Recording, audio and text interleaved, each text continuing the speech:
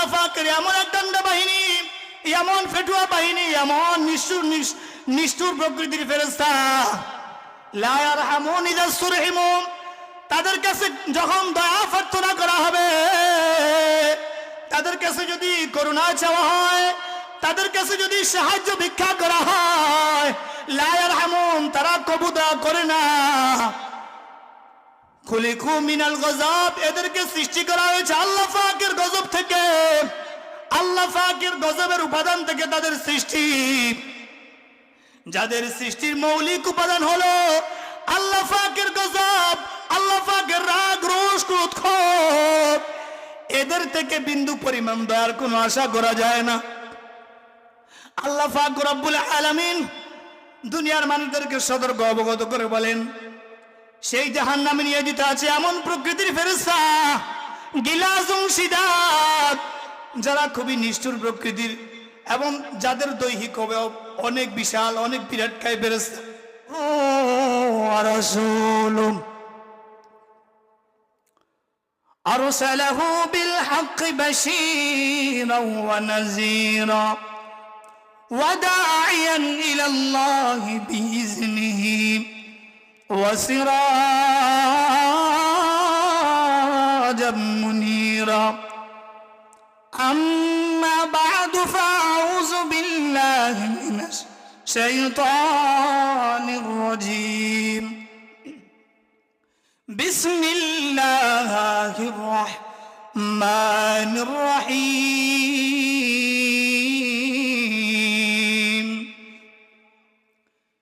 يا الذين آمنوا قوا أنفسكم وأهليكم نارا إلى آخر الله. وقال رسول الله صلى الله عليه وسلم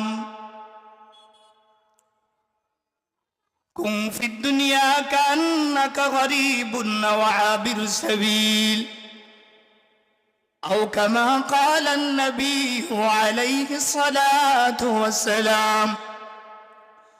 صدق الله مولانا العظيم وصدق رسوله النبي الكريم ونحن على ذلك من الشاهدين والشاكرين والحمد لله رب العالمين.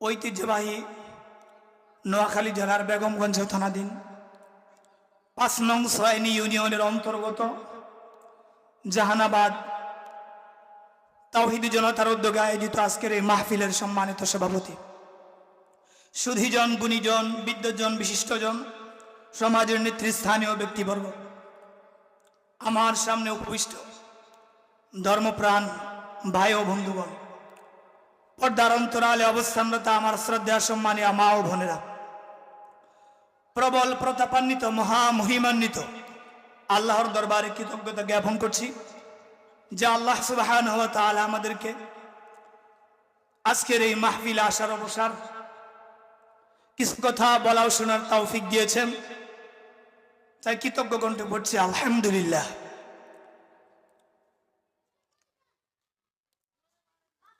প্রিয় শ্রোতা মণ্ডলী, আল্লাহ সুবহানাহু ওয়া তাআলা তার পূর্ব পরিকল্পনা এবং গৃহীত সিদ্ধান্ত অনুযায়ী এই পৃথিবীতে মানুষ সৃষ্টি করেছেন। মানুষ সৃষ্টি করার পরে তিনি তাদেরকে অহেতুক ছেড়ে দেননি, তাদের পথ দেখিয়েছেন, দায়িত্ব বুঝিয়েছেন এবং তাদের পরিণতি সম্পর্কে তাদেরকে সতর্ক করেছেন। একজন মানুষের জীবন কেবল তার নিজস্ব পরিমণ্ডলের মধ্যেই সীমাবদ্ধ নয়। একজন মানুষ মানে একটি পরিবার, আর একটি পরিবার মানে একটি প্রজন্ম। তাই ইসলাম এমন ধর্ম নয় যেখানে একজন মানুষ একা একা নেক আমল করে মুক্তি পেয়ে নিশ্চিন্ত হতে পারে আর তার আশেপাশের মানুষ জাহান্নামের দিকে এগিয়ে যাবে তা দেখে সে নির্লিপ্ত থাকবে। ইসলাম এই ইসলাম সমর্থন করে না। বরং ইসলাম একজন মানুষকে আত্ম অনুশীলনের পাশাপাশি তার পারিবারিক পরিসরেও তার অধীনস্থ লোকদেরকে ধর্মীয় মূল্যবোধ জাগানোর জন্য দায়িত্বশীল ভূমিকা পালন করতে উৎসাহিত করে। এই মহাসত্যটিকে আল্লাহ তাআলা সূরা তাহরিমের 6 নম্বর আয়াতে অত্যন্ত বজ্র কঠোর ভাষায় তুলে ধরেছেন এভাবে। আল্লাহ বলেন, ইয়া আইয়ুহাল্লাযীনা আমানু কু আনফুসাকুম ওয়া আহলিকুম নার, হে ঈমানদারগণ, কু আনফুসাকুম ওয়া আহলিকুম নার, তোমরা নিজেকে বাঁচাও আর তোমাদের পরিবার পরিজনদেরকে বাঁচাও। নার ওয়াকুদুহান নাস ওয়াল হিজারা, এমন জাহান্নামের আগুন থেকে, এমন জাহান্নামের বহ্নি থেকে যার ইন্ধন হবে, জ্বালানি হবে মানুষ আর পাথর। যেই জাহান্নামের আরেকটা বিশেষণ হলো আলাইহা মালাইকাতুন গিলাস, যেই জাহান্নামে নিয়োজিত আছে এমন কিছু নিষ্ঠুর, এমন কিছু নৃশংস প্রকৃতির ফেরেশতা, লা ইয়াসুনাল্লাহা মা আমারহুম ওয়া ইয়াফআলুনা মা ইউমারুন, লা ইয়াসুনাল্লাহা মা আমারহুম, আল্লাহ তাদেরকে যে আদেশ করেছে, যেই বিষয় আল্লাহ পাক তাদের প্রতি অর্ডার জারি করছে, ওই আদিষ্ট বিষয়ে তারা আল্লাহর একটু পরিমাণ আদেশ লঙ্ঘন করে না, আল্লাহর হুকুমের একটু চল বিচল করে না, এদিক সেদিক করে না গো। ওয়াফালুনা মা ইউমারুন, আর তারা সেটাই তামিল করে, সেটাই সম্পাদন করে যা তাদেরকে আদেশ করা হয়। অর্থাৎ আল্লাহ পাক আমাদেরকে বুঝিয়েছেন, আল্লাহ পাকের তৈরি করা জাহান্নামের মধ্যে এমন একটা ডান্ডা বাহিনী, এমন একটা পেটুয়া বাহিনী নিয়োজিত আছে, যাদের জীবনের অভিধানে দয়া, মায়া, মমতা, কোমলতা, মহনীয়তা বলতে কোনো শব্দ নাই, যারা পুরা দস্তুর ক্রুয়েল মাইন্ডের ফেরেশতা, যাদের মধ্যে কোনো দয়া নাই, মমতা নাই, এমন একটা দল ফেরেশতা জাহান্নামের মধ্যে নিয়োজিত আছে। আল্লাহ পাক রব্বুল আলামিন সেই জাহান্নাম থেকে আমাদেরকে সতর্ক অবগত করে বলেন, হে ঈমানদারগণ, তোমরা নিজেদেরকেও বাঁচাও আর তোমাদের পরিবার পরিজনদেরকেও বাঁচাও। যেই জাহান্নামের ইন্ধন হবে মানুষ আর পাথর, যেই জাহান্নামে নিয়োজিত আছে একদল আল্লাহ পাকের ডান্ডা বাহিনী, নির্মম প্রকৃতির ফেরেশতা। এরা কেমন নির্মম প্রকৃতির হবে, ওই ফেরেশতাদের পরিচিতি সম্পর্কে তাফসীরে কুরতুবীর মধ্যে আসছে, ইয়ানি আল মালাইকাতু যাবানিয়াতু গিলাযাল খুলুক লা ইয়ারহামুনা ইযা সুরহিমু খুলিকু মিনাল গযব ওয়া হুব্বিবা ইলাইহিম আযাবুল খালকি কামা হুব্বিবা লিবানি আদম আকলুত তাআমি ওয়াশ শারাব। তা আল্লাহ পাকের এমন এক ডান্ডা বাহিনী, এমন ফেটুয়া বাহিনী, এমন নিষ্ঠুর প্রকৃতির ফেরেশতা, লা ইয়ারহামুন ইযা সুরহিমু, তাদের কাছে যখন দয়া প্রার্থনা করা হবে, তাদের কাছে যদি করুণা চাওয়া হয়, তাদের কাছে যদি সাহায্য ভিক্ষা করা হয়, লা ইয়ারহামুন, তারা কবুল করে না। খুলিকু মিনাল গযব, এদেরকে সৃষ্টি করা হয়েছে আল্লাহ পাকের গজব থেকে, আল্লাহ পাকের গজবের উপাদান থেকে তাদের সৃষ্টি। যাদের সৃষ্টির মৌলিক উপাদান হলো আল্লাহ পাকের গজব, আল্লাহ পাকের রাগ, রোষ, ক্রোধ, ক্ষোভ, এদের থেকে বিন্দু পরিমাণ দয়ার কোনো আশা করা যায় না। আল্লাহ পাক রব্বুল আলামিন দুনিয়ার মানুষদেরকে সতর্ক অবগত করে বলেন, সেই জাহান্নামে নিয়োজিত আছে এমন প্রকৃতির ফেরেশতা, গিলাজুন শিদাদ, যারা খুবই নিষ্ঠুর প্রকৃতির এবং যাদের দৈহিক অবয়ব অনেক বিশাল, অনেক বিরাটকায় ফেরেশতা। তাদের দৈহিক অবয়ব কেমন হবে, তাফসীরে কুরতুবীর মধ্যে আসছে, মা বাইনা মানকিবাইল ওয়াহিদি মাসিরাতু সানা, তাদের এক একজন এত বিরাটকায় হবে, এত প্রকাণ্ড দেহী হবে, তাদের এক একজনের বাহুর এক পাশ থেকে অপর পাশের দূরত্ব একজন পথিকের 1 বছর দূরত্বের সমান। একজন পথিক, একজন পথচারী, সে যদি অনবরত ক্রমাগত 1 বছর হাঁটতে থাকে, চলতে থাকে, ফিরতে থাকে, তাহলে যে পরিমাণ দূরত্ব সৃষ্টি হবে, ওই জাহান্নামের ফেরেশতাদের এক কাঁধ থেকে অপর কাঁধের দূরত্ব হবে সেই পরিমাণ। শুধু তাই নয়, তাফসীরে কুরতুবীর মধ্যে আসছে ওয়া হুব্বিবা ইলাইহিম আযাবুল খালকি কামা হুব্বিবা লিবানি আদম আকলুত তাআমি ওয়াস শারাব। আর তাদের কাছে বনি আদমকে শাস্তি দেওয়া, বনি আদমকে পানিশ করা এত প্রিয় করে দেওয়া হয়েছে, বনি আদমকে শাস্তি দেওয়া তাদের কাছে এমন প্রীতিকর করে দেওয়া হয়েছে, কামা হুব্বিবা লিবানি আদম আকলুত তাআমি ওয়াস শারাব। যেমনি ভাবে বনি আদমের কাছে আহার পানাহার, অন্ন জল সেবন, দানা পানি গ্রহণ করা তাদের কাছে যেমন প্রিয়, যেমন স্বাচ্ছন্দ্যের বিষয়, আল্লাহ পাকের ওই জাহান্নামের ফেরেশতা তাদের মাইন্ডসেট এমন, তাদের প্রবণতা, ধাত স্বভাব আল্লাহ পাক এমন করে দিয়েছে, বনি আদমকে শাস্তি দেওয়াতেই তাদের ভাল লাগে। মানুষ আহার পানাহার গ্রহণ করতে, অন্ন জল সেবন করতে যেমন মানুষ তৃপ্তিবোধ করে, স্বাচ্ছন্দ্য বোধ করে, ওই জাহান্নামের ফেরেশতা মানুষদেরকে শাস্তি দিতেই এমন স্বাচ্ছন্দ্য বোধ করে। আল্লাহ পাক সেই জাহান্নাম থেকে আমাদেরকে আত্মরক্ষা করার জন্য এবং আমাদের পারিবারিক জীবনটাকে জাহান্নামের আগুন থেকে বাঁচানোর জন্য আমাদেরকে সতর্ক অবগত করে বলেন, ইয়া আইয়ুহাল্লাযীনা আমানু কু আনফুসাকুম ওয়া আহলিকুম নার। হে ঈমানদারগণ, তোমরা নিজেদেরকে বাঁচাও আর তোমাদের পরিবার পরিজনদেরকে বাঁচাও এমন জাহান্নামের আগুন থেকে, যার ইন্ধন হবে মানুষ আর পাথর। এই আয়াত মুমিনদের হৃদয়ের দরজায় এক বজ্রনীনাদ, এক তীব্র ঝংকার। এই আয়াত আল্লাহ পাক নামাজের কথা বলেননি, বলেছেন দায়িত্বের কথা। এখানে আল্লাহ পাক মানুষকে ইবাদতের কথা বলেননি, বলেছেন জাহান্নামের আগুন থেকে বাঁচানোর এক সংগ্রামের কথা। শুধু তাই নয়, এই আয়াত আমাদের মনে করিয়ে দেয়, বাবা হওয়া মানে উপার্জনকারী হওয়া নয়, মা হওয়া মানে সন্তানের লালন পালনের দায়িত্বভার গ্রহণ করা নয়, আর পরিবার প্রধান হওয়া মানে অধীনস্থদের উপর কর্তৃত্ব ফলানো নয় গো, বরং সবচেয়ে বড় পরিচয় হলো নিজের সন্তান সন্ততিদেরকে, নিজের পরিবার পরিজনদেরকে জাহান্নামের আগুন থেকে বাঁচানোর একজন দায়িত্বশীল পথ প্রদর্শক হওয়া, একজন দরদী রাহবার হওয়া। আজকের এই আলোচনায় আমরা জানার চেষ্টা করব কিভাবে একজন মানুষ নিজেকে জাহান্নামের আগুন থেকে বাঁচার যোগ্য পাত্র হিসেবে গড়ে তুলতে পারে, এবং কিভাবে একজন মানুষ তার পরিবারকে জাহান্নামের আগুন থেকে বাঁচানোর ভূমিকা পালন করছে।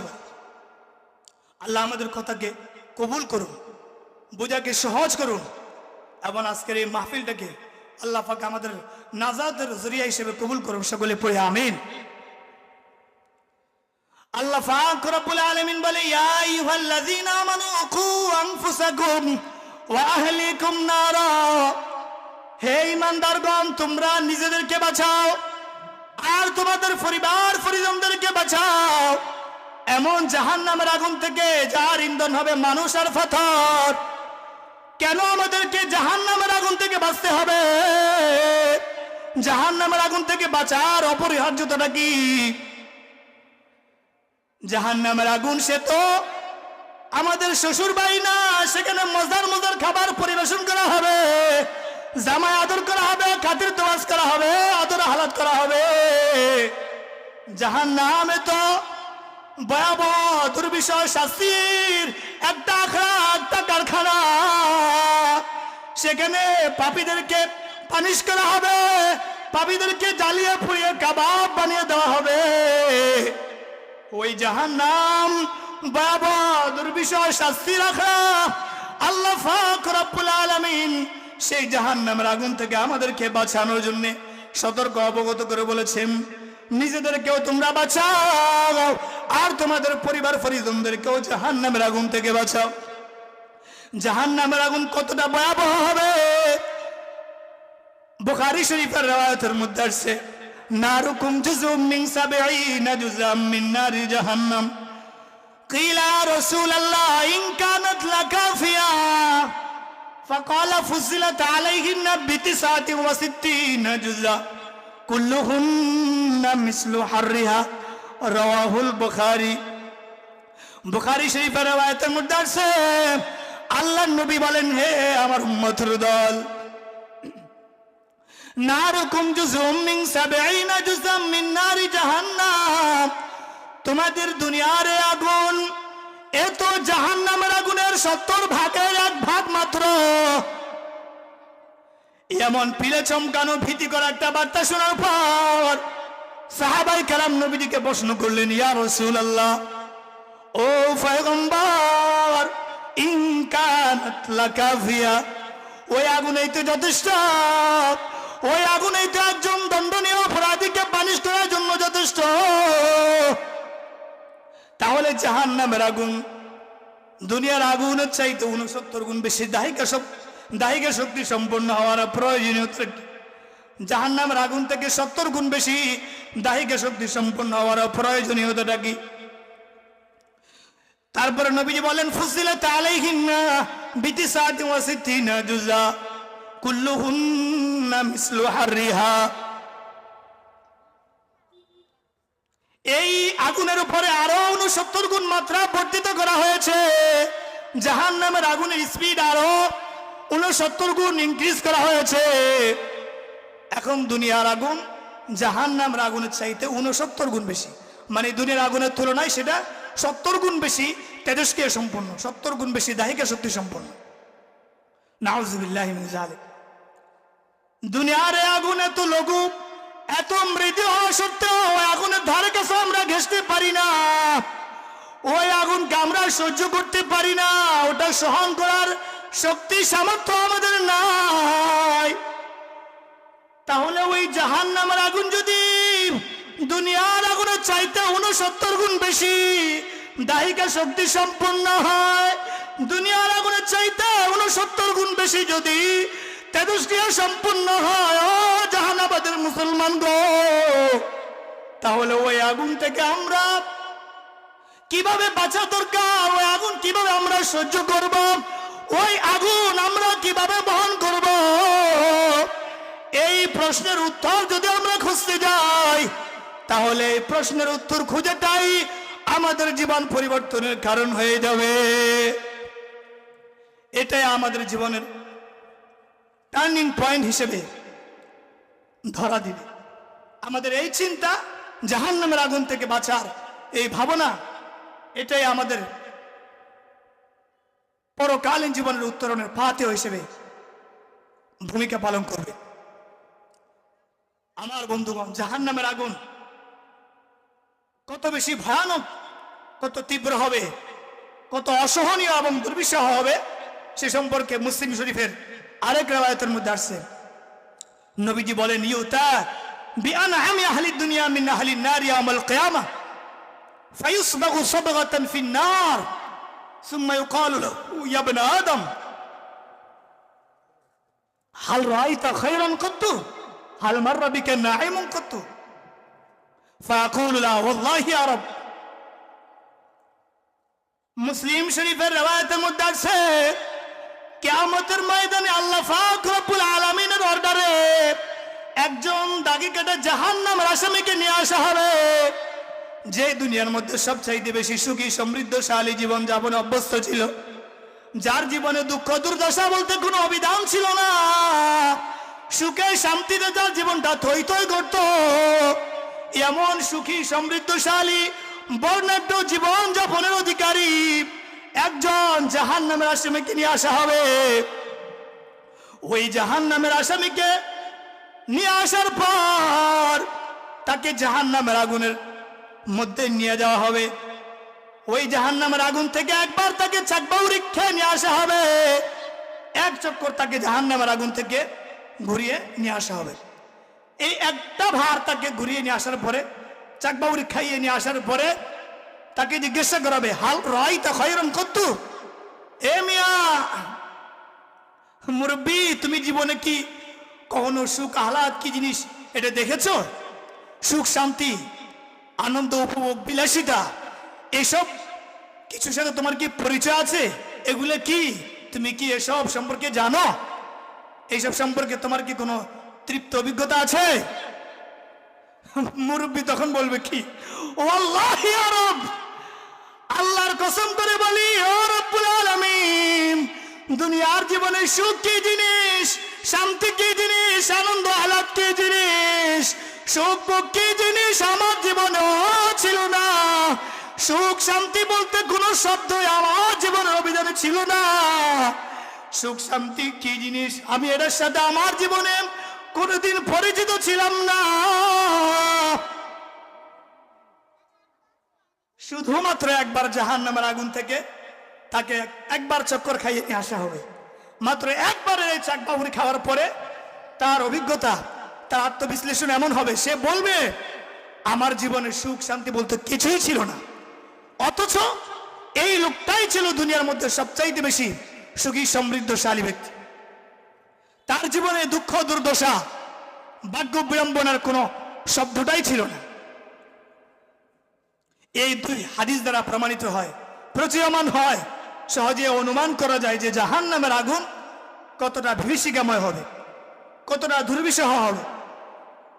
আল্লাহ পাক রব্বুল আলামিন সেই জাহান্নামের আগুন থেকে বাঁচানোর জন্য আমাদেরকে বলেছেন, খু আনফুসাকুম ওয়া আহলিকুম নার, তোমরা নিজেদেরকে আর তোমাদের পরিবার পরিজনদেরকে জাহান্নামের আগুন থেকে বাঁচাও। কিভাবে আমরা আমাদের পরিবার পরিজনদেরকে জাহান্নামের আগুন থেকে বাঁচাবো, আর কিভাবেই বা আমরা জাহান্নামের আগুন থেকে আত্মরক্ষা করব? তাফসীরে কুরতুবীর মধ্যে আছে, নবীজি বলেন, খু আনফুসাকুম বিআফআলিকুম ওয়া খু আহলিকুম বিওয়াসিয়াতিকুম, তোমরা তোমাদের আত্মরক্ষা করবে তোমাদের নেক আমলের মাধ্যমে, মাঙ্গলিক কর্ম সম্পাদনের মাধ্যমে, আমলে সালেহার মাধ্যমে, পুণ্যকীর্তির মাধ্যমে। ওয়া খু আহলিকুম বিওয়াসিয়াতিকুম, আর তোমরা তোমাদের পরিবারস্থ লোকদেরকে জাহান্নামের আগুন থেকে বাঁচাবে তোমাদের হিত উপদেশের মাধ্যমে। এই আয়াত অবতীর্ণ হওয়ার পর হযরত ওমর ফারুক রাদিয়াল্লাহু আনহু নবীজিকে প্রশ্ন করলেন, ইয়া রাসূলুল্লাহ, নাকি আনফুসানা ফাকাইফা লানা বিআহলিনা, ও নবী গো, আমরা নিজেদেরকে জাহান্নামের আগুন থেকে বাঁচাবো, নিজেকে জাহান্নামের আগুন থেকে বাঁচানোর আত্মরক্ষার একটা ব্যবস্থাপত্র তো আমরা পেয়ে গেছি, তবে আমরা আমাদের পরিবারের লোকদেরকে, আমাদের পশুবর্গকে জাহান্নামের আগুন থেকে কেমনে, কি উপায়ে, কেমন করে বাঁচাবো? আমাদের পরিবারের লোকদেরকে জাহান্নামের আগুন থেকে বাঁচানোর একটা প্রেসক্রিপশন তো আমাদেরকে দিবেন। তখন নবীজি বললেন, তানহাউনাহুম আম্মা নাহাল্লাহ ওয়া তা'মুরুনাহুম বিমা আমারাল্লাহ, আল্লাহ তোমাদেরকে যে সমস্ত অন্যায় গর্হিত কাজ থেকে তোমাদেরকে বাধা প্রদান করেছেন, ওই নিষিদ্ধ কার্যাবলী থেকে তোমরা তাদেরকে বিরত রাখবে, তাদেরকে বাধা প্রদান করবে। ওয়া তা'মুরুনাহুম বিমা আমারাল্লাহ, আর আল্লাহ তোমাদেরকে যে সমস্ত পালনীয় বিষয় পালন করার জন্য আদেশ করেছেন, ওই পালনীয় বিষয়গুলো সম্পর্কে তোমরা তাদেরকে পালন করতে উৎসাহিত করবে। অর্থাৎ পারিবারিক পরিমণ্ডলে সৎ কাজের আদেশ এবং অসৎ কাজের নিষেধের মাধ্যমে তোমরা তোমাদের পরিবারস্থ লোকদেরকে জাহান্নামের আগুন থেকে বাঁচাও। আমাদের পরিবারে আমাদের সন্তান সন্ততি, আমাদের ছেলে মেয়ে আছে না নাই? আছে না? নাকি এখানকার সব মানুষ ধ্বজভঙ্গ, এদের কোনো ছেলে ফেলেই নেই, সবার পেশার কম, সন্তান সন্ততি আছে তো? আমাদের ছেলে সন্তানদেরকে জাহান্নামের আগুন থেকে কিভাবে বাঁচাবো? সৎ কাজের আদেশ এবং অসৎ কাজের নিষেধের মাধ্যমে, নৈতিক শিক্ষা আর আদর্শিক দীক্ষা দানের মাধ্যমে আমরা আমাদের সন্তানদেরকে, আমাদের পরিবারস্থ লোকদেরকে জাহান্নামের আগুন থেকে বাঁচাবো। একটা শিশু 5-7 বছর বয়সে তার হিতে হিত জ্ঞান থাকে না, তার জ্ঞান গুম্মি, বুদ্ধি শুদ্ধি, আবেগ অনুভূতি, চিন্তা চেতনা, ধ্যান ধারণা সবকিছু অপরিপক্ক, সবকিছু অপরিণত থাকে।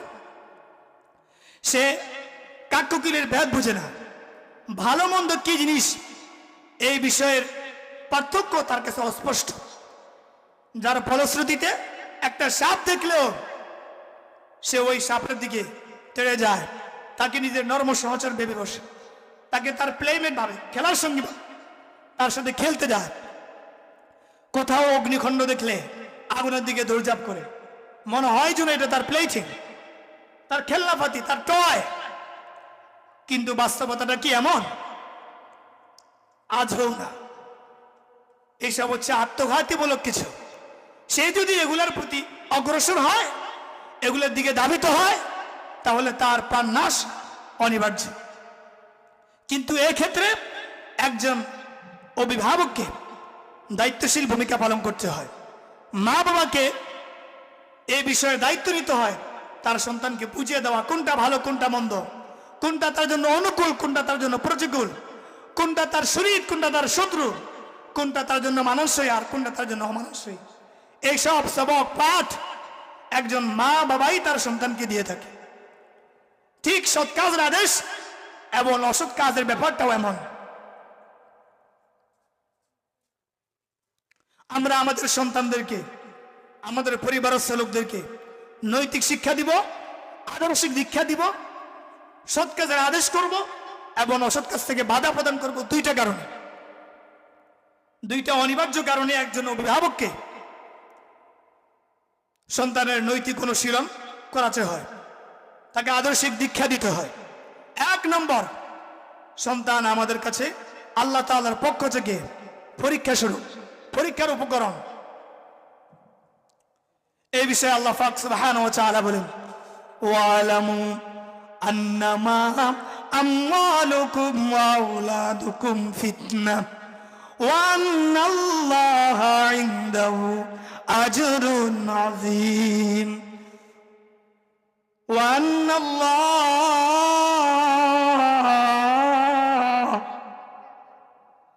ইনদাহু আজরুন আযীম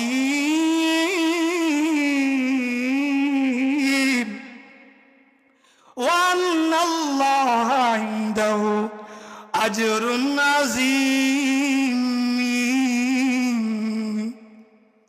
अफजल जुमला कुतुब कुरआन मास आ कलामे रोशन पाके खुदास अज फसाहत वर बलागत नीज़हाम वज रशाकत वज जजालत नीज़हाम बुदने मर कलामुल्लाह दाम हम रोजे रोशनामद बेहुमा।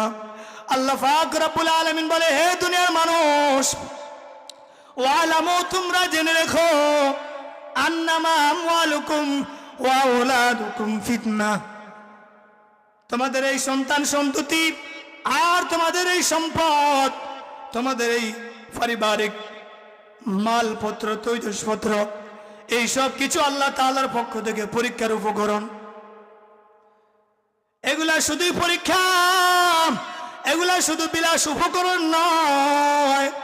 আল্লাহ পাকের একজন নবী আইয়ুব, তার নাম হযরত আইয়ুব আলাইহিস সালাতু ওয়াস সালামকে আল্লাহ পাক অঢেল ধন সম্পদ দান করেছে, প্রচুর সন্তান সন্ততি দিয়েছে।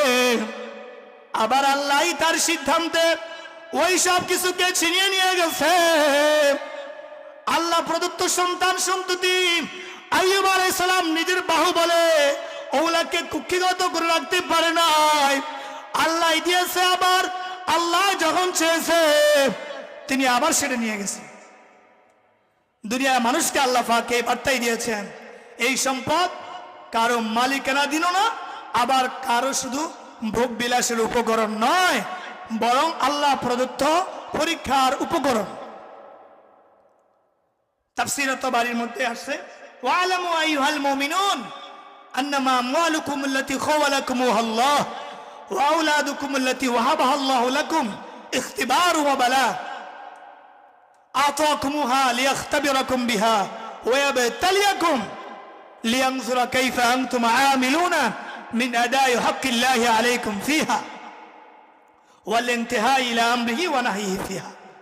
হে ঈমানদারগণ, আন্নামা আমওয়ালুকুম আল্লাতী খাওয়ালাকুমুহা আল্লাহ, আল্লাহ পাক তোমাদেরকে এই সম্পদ দান করেছেন, তোমাদের করতলগত করে দিয়েছেন,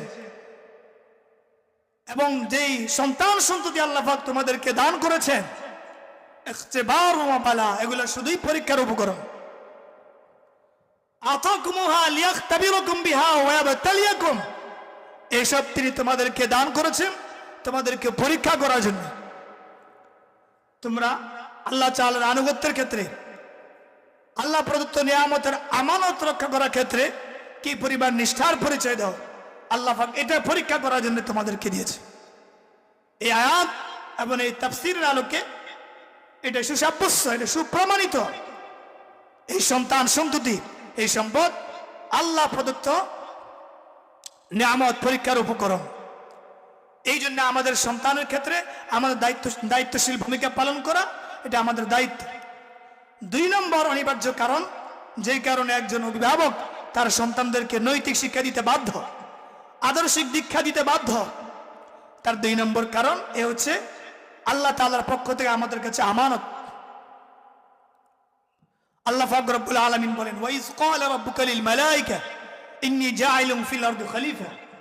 সেই সময়ের কথা স্মরণ করো, ইয ক্বালা রাব্বুকা লিল মালায়েকা, যখন আপনার প্রভু ফেরেশতাদেরকে বলেছিল, ইন্নী জাইলুন ফিল আরদি খলিফা, আমি এই ভূপৃষ্ঠে প্রতিনিধি পাঠাতে চাই।